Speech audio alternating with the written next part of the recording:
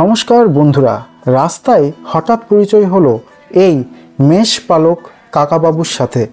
10টা মা মোষ পুষে মাত্র 4টা মোষ থেকে 20 লিটার দুধ পান, মানে প্রতি মোষ থেকে গড়ে তিনি মাত্র 5 লিটার দুধ পেয়ে থাকেন। লাভ লোকসানের হিসাবটা পরে বলছি, কাকু কি বলছেন শুনে নিন। কটা মোষ? 10টা। 10টা? হ্যাঁ। আর দুধ দেয় কটা? 4টা। 4টা। কত লিটার করে দুধ দেয়? হয় 20 কিলো মতন এক টাইমে। একটাই 20 লিটার দেয়? না, 4টা থেকে। 4টা থেকে টোটাল 20 লিটার। দুধ কত করে দাম? 50 টাকা। 50 টাকা? হ্যাঁ। 1000 টাকা আসে ডেইলি। হ্যাঁ। আর এই মোষগুলো চড়ান কি একবেলা না দুবেলা? দুবেলাই। দুবেলায় চড়ান? হ্যাঁ। আচ্ছা, আর বাড়িতে কি খেতে দেন? দানা দানা কাঁড়ি। মোটামুটি কয় টাকার খায় সবাই মিলে? হাজার টাকার উপরে যাবে, 1500 টাকা। তাহলে তো লস হয়ে গেল। হ্যাঁ। কেন? তারা যে গরুর দুধ হচ্ছে না। আরো গরু আছে তাই তো? হ্যাঁ। না, আমি শুধু মোষেরটা যদি হিসাব করি, মোষে কি আপনি লসে আছেন নাকি? মানে বাকিগুলো দুধ দেবে তাই তো? বাকি গেলার দুধ হয় না, ওই জন্য খাওয়াতে হয়, লস করতে হয়। তো সিস্টেমটা আমি বুঝলাম না। যেটার দুধ হচ্ছে সে তো পুঁজি উঠে যাচ্ছে, ওর পুঁজিটা উঠে যাচ্ছে। বাকিগুলো তো ওর সিরে খাচ্ছে। বুঝতে পেরেছি, মানে তারাও একসময় দুধ দেবে তো নিশ্চয়ই। হ্যাঁ। তখন কি আপনার লাভটা হবে? তখন হবে লাভ। কদিন বাদে দুধ পাবেন সবার? 4 মাস পর। 4 মাস পর মোটামুটি কয়টা গরু দুধ দেবে? কয়টা মোষ? তো 5টাই দিবে। 5টাই দেবে? হ্যাঁ। তো সেই ব্যাপার তো একই হয়ে যাবে। একই ব্যাপার। এখন 4টা মোষ দুধ দেয়, 4 মাস পর আরো 5টা মোষ দুধ দেবে, কিন্তু যে 4টা মোষ বর্তমানে দুধ দিচ্ছে 5 মাস বাদে তাদের দুধের পরিমাণ হয় কমে যাবে অথবা বন্ধ হয়ে যাবে। অর্থাৎ তখনও কিন্তু কাকু লসেই থাকবেন। আসলে এনারা দুধ বিক্রি করে কখনোই খুব বেশি লাভ করতে পারেন না। এভাবে মোষগুলোকে চড়িয়ে চড়িয়ে যখন এরা প্রাপ্তবয়স্ক হয় তখন এদেরকে বিক্রি করে দেন, সেটাই হয় ওনাদের লাভ। এখন কথা হচ্ছে, ডেয়ারি ফার্মিং অথবা দুধের উদ্দেশ্যে মোষ পালন করে কেন এই প্রান্তিক চাষিরা লাভজনক অবস্থায় আসতে পারছেন না? বলা হয় যে মোষ যদি অন্তত একবেলা চড়তে পারে, সবুজ ঘাস খায় এবং সঙ্গে পরিমিত মাপে দানা খাবার পায়, তাহলে ভালো দুধ উৎপাদন হয়। তবে এই মেষপালক কাকু কেন লাভ করতে পারছেন না? উনি দুবেলা চড়াচ্ছেন, বাড়িতে দানা খাবার দিচ্ছেন, পর্যাপ্ত সবুজ খাবার পাচ্ছে, তবুও দুধ বেশি উৎপাদন কেন হচ্ছে না?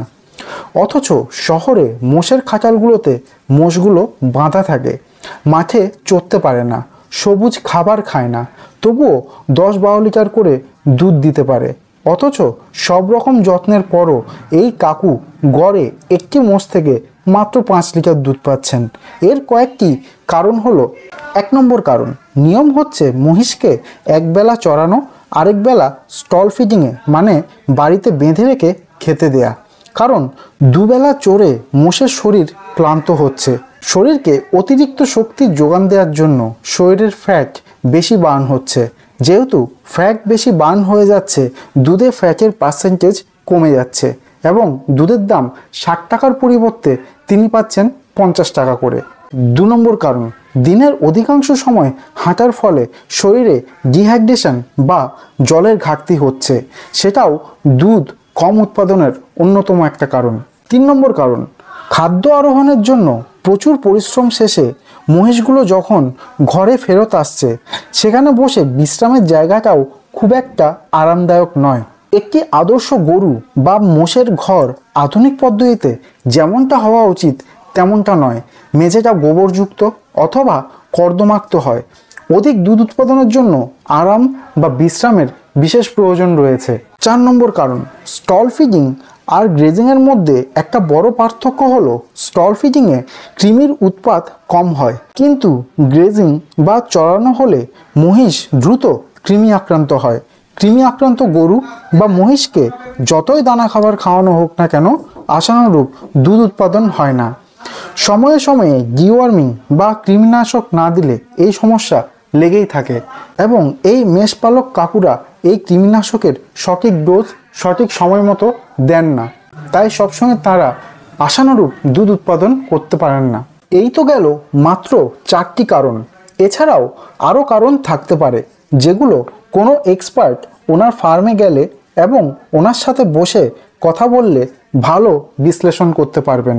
যেমন ওনার এখানে একটি ষাঁড় বা বলদ মোষ আছে, বছরের পর বছর এই ষাঁড়টি ওনার এখানে আছে। অতএব এটি যদি নিজের কোনো সন্তান বা মেয়ে মোষের সঙ্গে মিলন ঘটিয়ে থাকে, সেক্ষেত্রে যদি আবার কোনো মেয়ে মোষ বাচ্চা হয়, সেটির জিনগত ত্রুটির জন্য দুধ উৎপাদন কম হতে পারে। যদি সেরকম কোনো মোষ এখানে থাকে তবে এটিও হতে পারে 5 নম্বর কারণ। তো বন্ধুরা, এভাবেই প্রান্তিক পর্যায়ের চাষিরা দিনের পর দিন পরিশ্রম করে যাচ্ছেন, অথচ দুধ উৎপাদনের ক্ষেত্রে লাভ করতে পারছেন না। আপনি যখনই একটি কমার্শিয়াল গরু বা মহিষের খামার করবেন, অবশ্যই কোনো একটি সুপ্রতিষ্ঠিত ট্রেনিং অর্গানাইজেশন থেকে ট্রেনিং নিয়ে নেবেন। সেক্ষেত্রে কাকুর মতো 10টা মা মোষ নয়, মাত্র 4-5টা মোষ থাকলেও আপনি স্বাবলম্বী হতে পারেন। এই ধরনের একটি প্রতিষ্ঠানের নাম হলো West Bengal agro and livestock training institute. উত্তর 24 পরগনা জেলার হিঙ্গলগঞ্জে 4 দিনের গরু ও মহিষ পালনের ট্রেনিং করানো হয়। সঠিক ঘর ব্যবস্থাপনা, গরু মোষের কী কী রোগ হয়, সেই রোগগুলো যেন ফার্মে না আসে, যদি আসে সেক্ষেত্রে কী কী করতে হবে।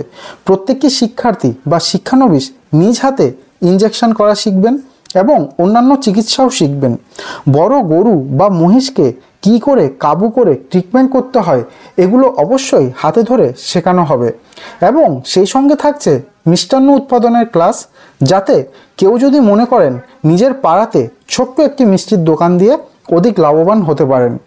সবশেষে আপনারা পাবেন ভারত সরকারের নীতি আয়োগ দর্পণ স্বীকৃত সংস্থা সৃজনের সার্টিফিকেট, যা ভবিষ্যতে আপনার ডেয়ারি ফার্মিং লোন পাওয়ার ক্ষেত্রে খুবই সহায়ক একটা ডকুমেন্ট হতে পারে। ট্রেনিং নিতে ইচ্ছুক ব্যক্তিরা স্ক্রিনে দেওয়া নাম্বারে যোগাযোগ করে নাম নথিভুক্ত করতে পারেন।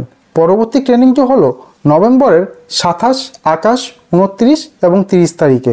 আপনাদের সকলের ফার্মিং লাইফ সুন্দর হোক এবং এই মেষপালক কাকুর আরও লাভ হোক, এই কামনা করে ভিডিওটি আজকের মতো এখানেই শেষ করছি। ধন্যবাদ সকলকে।